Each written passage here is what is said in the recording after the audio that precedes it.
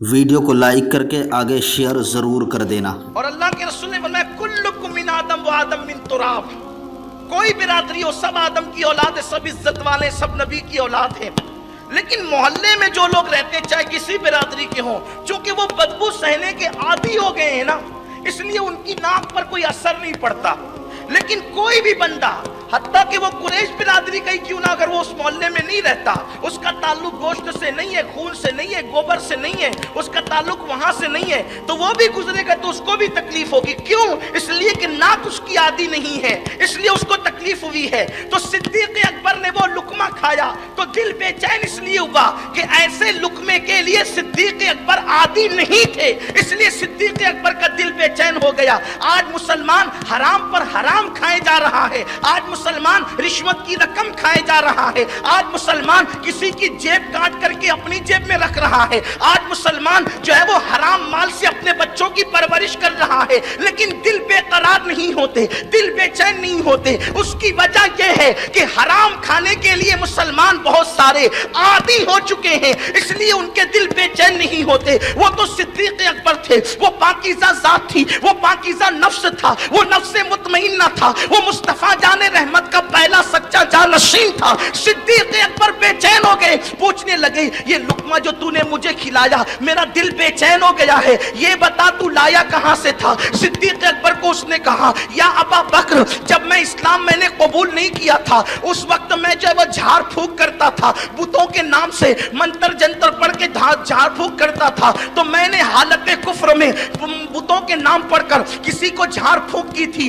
آج اس سے ملاقات ہو گئی، وہ پیسے اس سے باقی تھے، آج وہ پیسے اس نے مجھے دے دیے، اسی پیسے سے میں یہ خرید کر کے لایا ہوں اور آپ کو میں نے کھلا دیا ہے۔ تو صدیق اکبر بے چین ہو گئے، بتوں کے نام پر ملنے والی رقم کی کوئی چیز میرے حلق میں کیسے آ گئی، میرے پیٹ میں کیسے چلی گئی، جبکہ اللہ کے رسول نے فرمایا جس کے پیٹ میں حرام کا ایک لقمہ ہوگا 40 دن تک نہ اس کی دعا قبول ہوگی، 40 دن تک اس کی عبادت بھی قبول نہیں ہوگی۔ پتا ہے صدیق اکبر نے کیا کیا؟ اپنے منہ میں انگلی ڈال ڈال کر کے الٹی کی، اتنی الٹی کی کہ لوگوں کو احساس ہونے لگا کہیں الٹی کرنے کی وجہ سے صدیق اکبر کی جان نہ نکل جائے۔ لوگوں نے کہا یا ابا بکر وہ لقمہ تو نکل گیا ہے، آپ اتنی مشقت کیوں کرتے ہیں؟ صدیق اکبر فرماتے ہیں یہ لقمہ پیٹ میں رہا اور اسی حالت میں موت آ گئی تو میں اللہ کو منہ کیا دکھاؤں؟ یہ وہ لوگ ہیں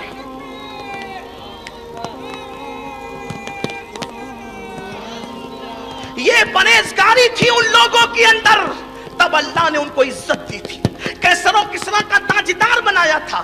آج تو مسلمان کہتے ہیں ارے مولانا بسم اللہ پڑھ کے کھا لو سب حلال ہے، اسی لیے مسلمانوں کی دعائیں قبول نہیں ہو رہی ہیں۔ پانی مانگتے ہیں تو دھوپ نکلتی ہے، دھوپ مانگتے تو پانی آتا ہے، رحمت مانگتے ہیں تو اللہ اکبر لعنتیں برستی ہے۔ وجہ یہ ہے کہ پیٹ کے اندر حرام ہے۔ پرہیزگاری انسانوں کو بتانے کے لیے رہ گئی ہے، قدرت کی بارگاہ میں کیا پرہیزگاری ہم نے اختیار کی ہے؟ آؤ خلیفہ دوم جانشین دوم سیدنا فاروق اعظم رضی اللہ تعالیٰ، ایک مرتبہ مال غنیمت کا عطر آیا، خوشبو آئی، مشک آئی۔ حضرت فاروق اعظم نے اپنی بیوی سے کہا میرے ساتھ شیشی میں بھرنے کے لیے لگو۔ سیدنا فاروق اعظم کی بیوی شیشی بھرنے لگی، اس کے بعد مال غنیمت کی خوشبو تقسیم ہو گئی۔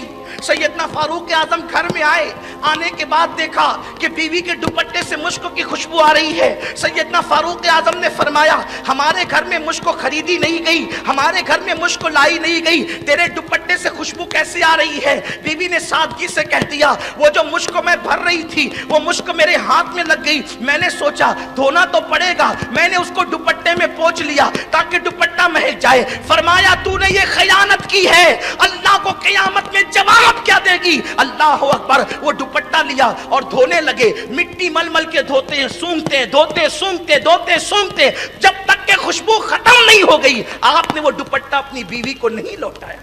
ویڈیو اگر اچھا لگا ہو تو لائک کر کے شیئر ضرور کر دینا۔ اللہ حافظ۔